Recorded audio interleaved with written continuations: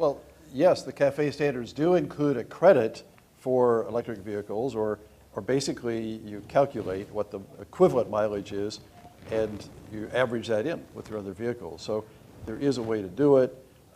The Volt, the Leaf, which is all electric, are cars that in the fleets are being factored in importantly. The manufacturers of those are actually looking at using those credits in order to get their averages where they need to be.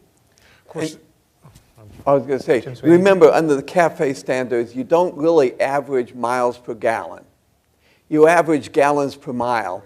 So if you move, say, from 20 miles per gallon to 40 miles per gallon, it's the same reduction as moving from 40 miles per gallon to infinity, because 20 to 40 cuts in half the use of energy, and another from 40 to infinity takes the same amount out of the system. So because they average in terms of gallons per mile rather than miles per gallon, calling it 200 miles per gallon, 1,000 miles per gallon, doesn't make any difference essentially in how you average it in that way. Tony Knowles? And in CAFÉ, remember the A is the average.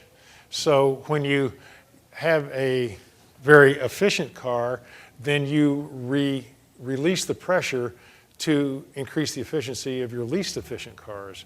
So that's part of the weaknesses, I think, in CAFÉ standards.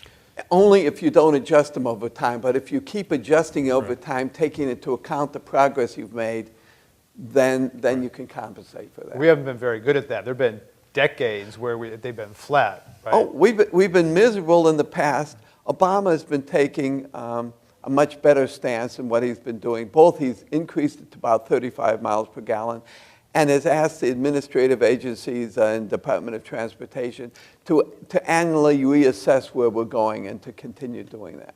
There's another issue with electric cars, though. As more electric cars come onto the market, and we debate how fast that'll happen, there's a problem with funding infrastructure. People aren't paying the gasoline tax that funds roads, et cetera. So Jim Sweeney, how will we fund infrastructure if I'm driving around in my Tesla, I wish I could afford one, but and not paying any gasoline tax for the roads I'm driving on? I think this should be we should redefine it as a fuel use tax, where electricity is the fuel use.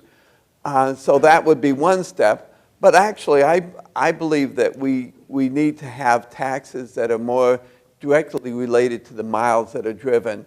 A very fuel efficient car that uses, say, all electric vehicle will have the same needs for the road infrastructure as a much less efficient one.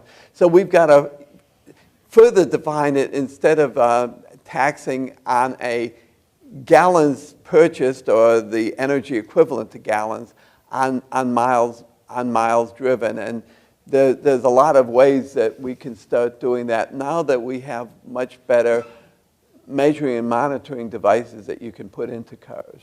So Big Brother's going to watch how many miles I drive? They could, or they may start rolling this into the annual, when you do the smog test. By the way, they do look at it, because when you do a smog test, they know exactly the mileage of a car. So at that time, roll it into that re-registration of the vehicle, so you can put in those fees without giving the government any more information than they're already collecting. TJ Glauthier, did you want to come in on that? No, I think that one of the states, I think it's Washington State, has actually made a proposal like this to have an annual charge for electric vehicles that would be part of the registration fee every year.